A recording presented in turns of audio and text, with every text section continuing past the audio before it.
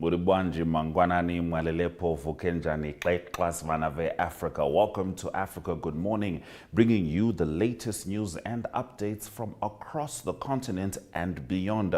From South Africa's diplomatic tensions with the US to groundbreaking initiatives empowering young Maasai girls in Kenya, we have it all. Mike Sichula will also deliver breaking stories from Zambia, including key developments in politics, business, and social affairs.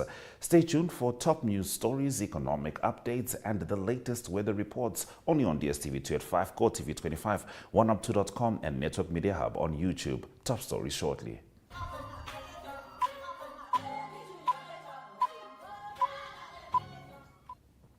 U.S. President Donald Trump said on Friday that his country is stopping all federal funding to South Africa, but South Africa responded by saying it would not engage in megaphone diplomacy. Trump had already signed an executive order to cut all U.S. financial assistance to South Africa last month, citing disapproval of its land policy and of its genocide case at the ICC against Washington's ally Israel.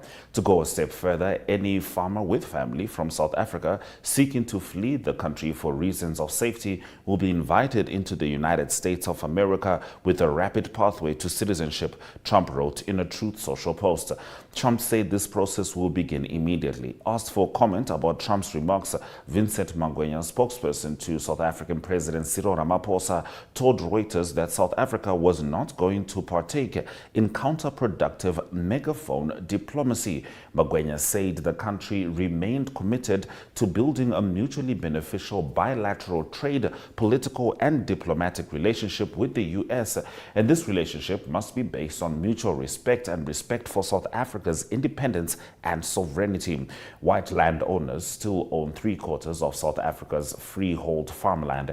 This contrasts with 4% owned by blacks, according to the latest 2017 land audit, who make up 80% of the population, compared with about 8% for whites. Now, partly in an effort to redress this imbalance, Ramaphosa signed a law in January allowing the state to expropriate land in the public interest. U.S. foreign assistance commitments to South Africa came at $323.4 million in 2024, and this is according to U.S. government data. Now, the F.W. de Klerk Foundation denounced Donald Trump's claims that white farmers are being targeted in South Africa.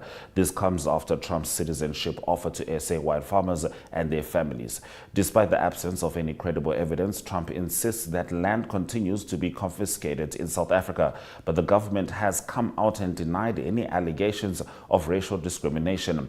Last month, Trump offered refugee status to white Afrikaners who wanted to move to the U.S. He has now escalated, as we just mentioned it, to this offer to citizenship for those willing to take up the offer. Now, lobby groups AfriForum and Solidarity visited the U.S. last month and allegedly spoke to Trump's administration to discuss SA's affairs. These include concerns related to the new Expropriation Act and Bella Act. Now, Christoph van der Riede, executive at the F.W. de Klerk Foundation, has slammed lobby groups for approaching the U.S. on matters concerning the country. He says this is a setback for South Africa and accuses the groups of spreading misinformation. South Sudan has seen an alarming regression as clashes in recent weeks in the country's northeast threaten to undo years of progress towards peace, the United Nations Commission on Human Rights for the country has warned. The statement on Saturday for Yasmin Soka, chairperson of the UN Commission on Human Rights in South Sudan, comes amid a spate of violence between security forces overseen by President Salva Kiir and an armed group his government has alleged is linked to First Vice President Riek Machar. The situation has put in peril the pair's fragile power-sharing agreement reached in 2018 to end 5 years of civil war. It has also sparked fears of war in the country's Upper Nile state. We are witnessing an alarming regression that could erase years of hard-won progress, Soka said. Rather than fueling division and conflict, leaders must urgently refocus on the peace process, uphold the human rights of South Sudanese citizens, and ensure a smooth transition to democracy, Soka said. The chairperson of the African Union Commission, Moussa Faki Mahamat, also expressed deep concern on Saturday. In a statement, he called for an immediate end to all hostilities. We now move over to Kenya. In the heart of Transmara, Kenya, Maasai girls at Enka Kenya Center for Excellence are learning to fight, not just physically, but for their futures. The boarding school doubles as a rescue center for teens escaping early marriage and female genital mutilation, both still prevalent despite legal bans. 14-year-old Grace Mosheni and 15-year-old Purity Risanoi are among the students who receive not only free high school education, but also self-defense training through a partnership with Worth Defending, IWD. These classes empower them with assertiveness and boundary-setting skills crucial for resisting gender-based violence, which affects 34% of Kenyan women. Education is their strongest weapon. Statistics show that women with higher education are significantly less likely to undergo FGM or face violence. Purity, whose widowed mother still faces cultural pressures, vows to keep studying to become a lawyer, while Grace dreams of using technology to uplift her community. Through education and self-defense, these girls are reclaiming their voices, their rights, and their futures. And in the last of our top stories, the community of Bwengwa in southern Zambia has been celebrating the appointment of the Commonwealth Secretary General as their chief head woman. The honor was bestowed on the retired Honorable Patricia Scotland KC by the Lundwe-speaking people of the Maasai district in the south of the country. She received the title at a traditional installation ceremony attended by dignitaries from across the country, including Zambia's President Hakainde Hichilema and His Royal Highness Chief Hamusonde. In an enthusiastic, time-honored welcome, the community welcomed the Secretary General with traditional dances and the beating of drums. The ceremony reflects the community's historic and deep connection with cattle, reflected in their dance movements, which mimic the behavior of their herd. Dancers dressed specially for the occasion, the men in earth-toned robes, while the women wore vibrant chitenge fabrics wrapped around their waists. His Royal Highness Chief Hamusonde, also in traditional costume, paired with his intricately carved wooden scarf with an ivory lion head to depict his royal status, welcomed the Secretary General Scotland and presented her with the Chief Village Headwoman title of Butumbo, or Mother of the Land. We're actually going to be staying with Zambia, but this time we'll be joined by Mike Sichula after the weather as he brings us the latest from that country.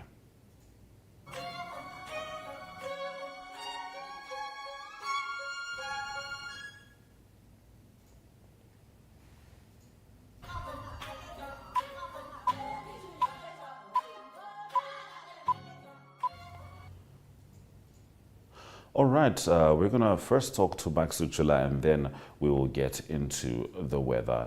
Mr. Sichula, how are you, sir? I'm very well, thank you. Africa, good morning to our dear viewers. Africa, good morning indeed. Now, President Hakainde Hichilema wants to make some amendments to the Constitution. Tell us about this.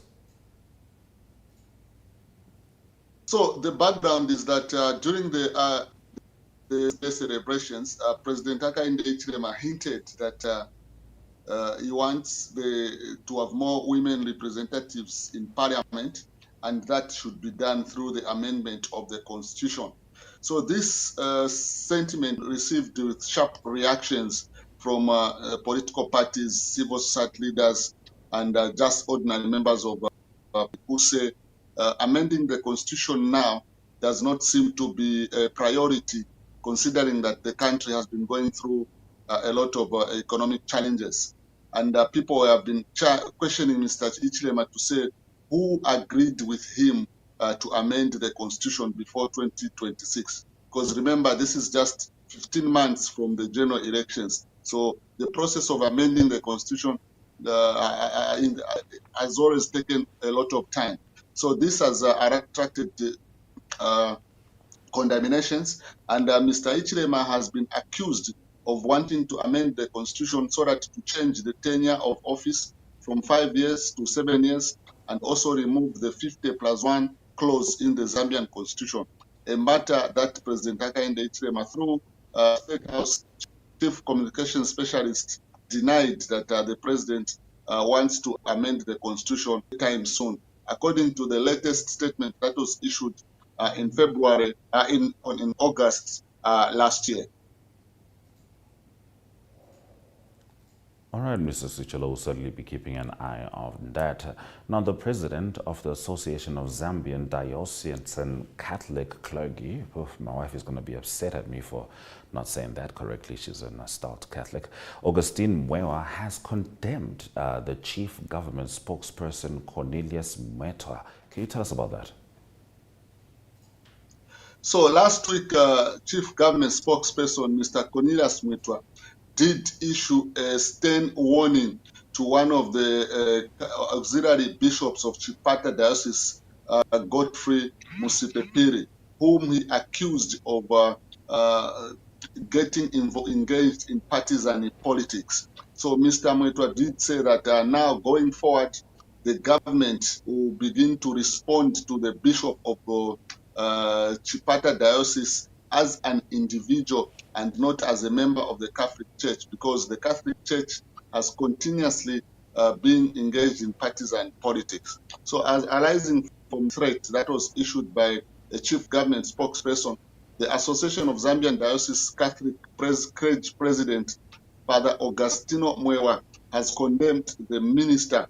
So he said the Catholic bishop are not prohibited from commenting on governance issues, and the threat by the Minister of Information is something that does not go well with the Catholic Church in the country, because they say when you attack one bishop of the Catholic Church, you have attacked the entire church of Catholics in the country. So it is something that the government is yet to harmonize in terms of working relationship with the Catholic Church in Zambia. This has been going on for the past 2 to 3 years. All right, Mike, now in the last of your current affairs stories, just before we get into the sport, give us an update on the fuel prices in Zambia. So the fuel prices in Zambia is averaging 35 kwacha per liter, which is about more than $1.50. And so when the Energy Regulation Board issued a statement to say Zambia has the third lowest fuel prices amongst 8 countries in Eastern and Southern African region, a number of citizens went on social media to condemn that statement, asking to say, let's do a comparative of prices in those countries you are saying holds the highest price of fuel as compared to Zambia. So this has been going on, and people are saying the government needs to be serious and desist from mocking the people. So the Energy Regulation Board reports that as of last year, Zambia ranked 3rd in petrol affordability in the region, following behind Botswana and Tanzania. For diesel, Zambia holds the 4th lowest prices, towering behind Botswana, Tanzania, and South Africa. So they are saying all these countries you are saying Zambia, you are comparing them in terms of fuel. Their salaries compared to Zambian salaries and the power of the currency are not matching. So this statement is just there to mock Zambian people who have complained that the price of fuel is beyond their reach. All right, it's time for us to get into the sport. Right, Mike, the Zambia under-17 women's team has taken a significant step towards qualifying for the 2025 FIFA Under-17 Women's World Cup. Tell us about this. So yesterday, the Zambia under-17 team did beat Tanzania away by 3 goals to 0. So this has given the coach, Karo Kanyemba, a huge step to return to the World Cup. The 2025 World Cup. So the return leg will be played in Ndola on Saturday to wrap up the qualifying round. So Coach Kanyemba, ahead of this match, did say they needed to carry an advantage from the first leg, because they were aware that Tanzania is not a pushover. So them carrying this 3-0 aggregate score has given them an upper hand going into the match that will be played at the Levi Mwanawasa Stadium on Saturday. So it is something that the Football Association of Zambia is pleased with the outcome of the match. and they're hoping that the team can return to the World Cup and compete better than they did last time. All right, Mike, let's close off with some social news. Renowned musician Mulaza Kaira, popularly known as Mackie 2, has urged people to use social media responsibly. So what is happening is that there seems to be a change where authorities in the country are beginning to use people like musicians to speak against the use of abuse of social media. But a number of stakeholders are also worried to say it seems government has taken hold of influential people who speak for the voiceless by beginning by making them join their crusade of silencing dissenting views on the internet. So according to Maktu, who is one of Zambia's popular musicians, he says people should avoid using social media for malicious activities that can land them in trouble. He notes that social media is a powerful tool when utilized properly, but can provide a source of income and contribute to one's livelihood. So just last week again, one of Zambia's telecoms giants did launch social media awards, where the winner of those awards is going to walk away with a brand new Toyota Hilux. So it looks to be going into that direction. But people are skeptical because they are saying social media has been there and it is one of the platforms that people use to communicate with their government when they are not happy with certain arrangements.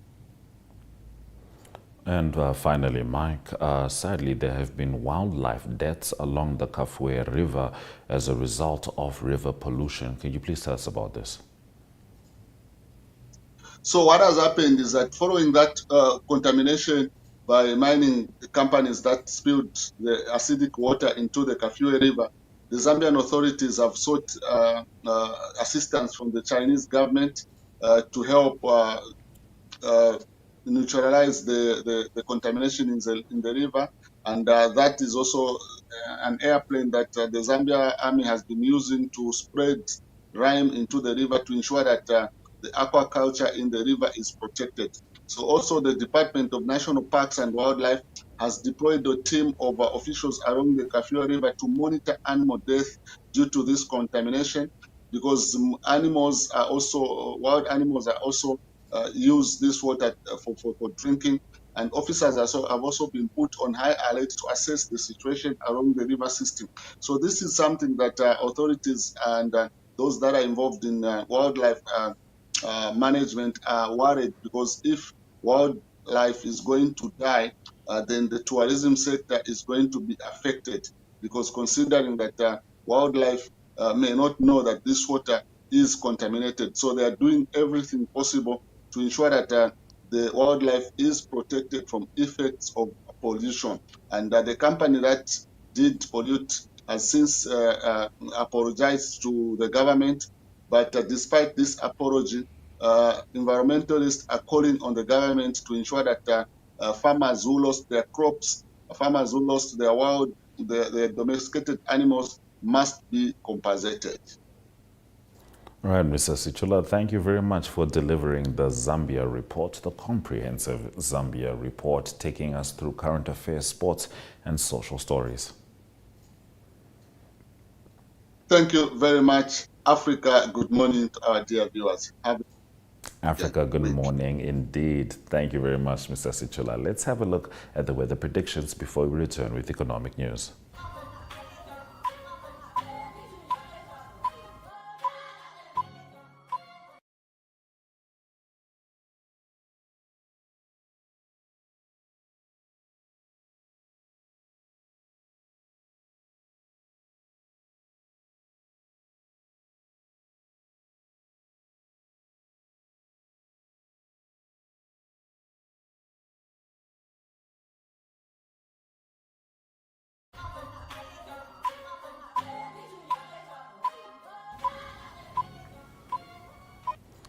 Just before we get into the economic indicators, let's get into the economic news story.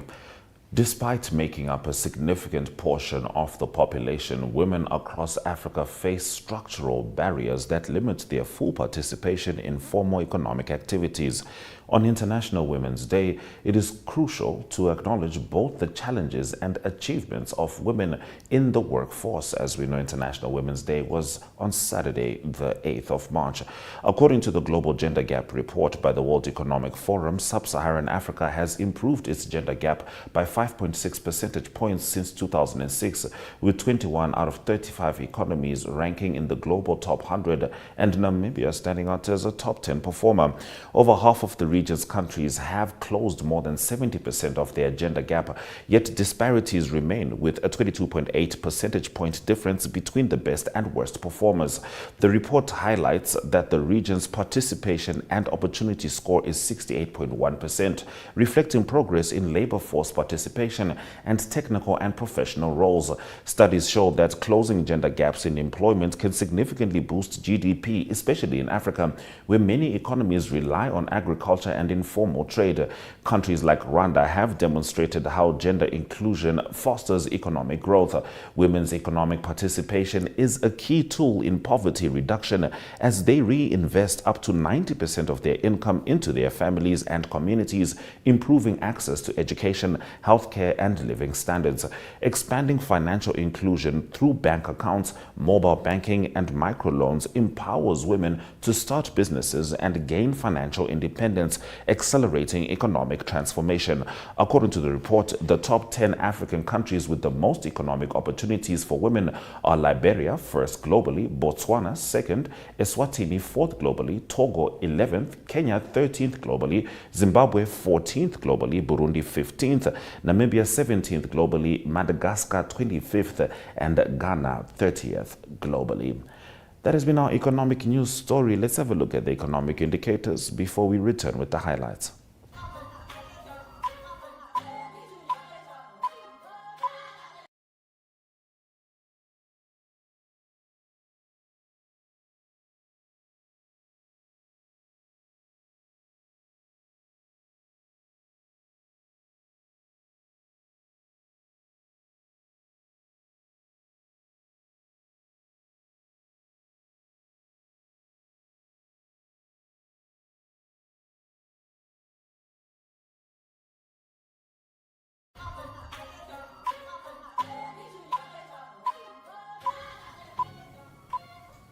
Thank you for staying with Africa. Good morning throughout the broadcast on Monday, the 10th of March. These are some of the stories we looked at. South Africa rejects megaphone diplomacy as Trump backs funding cut. FW de Klerk Foundation accuses Trump of cheap politics and denies land grabs. Alarming regression in path to peace in South Sudan, the UN Commission warns. Maasai girls learn self-defense to fight gender-based violence. Commonwealth Secretary General honored with senior headwoman title in Zambia. Top 10 African countries with the most economic opportunities for women. We also got the Zambia report delivered by Mike Sichula this Monday and every Monday. So all Zambians and Africans, do make sure you swing by to get updated and stay updated with the latest news, as Africa Good Morning does so well. But from me, Ashwin Berry, DSTV 285, GOTV 25, oneup2.com, and Network Media Hub on YouTube is precisely where you can find us. From the Africa Good Morning team, Sweda Jaganaka.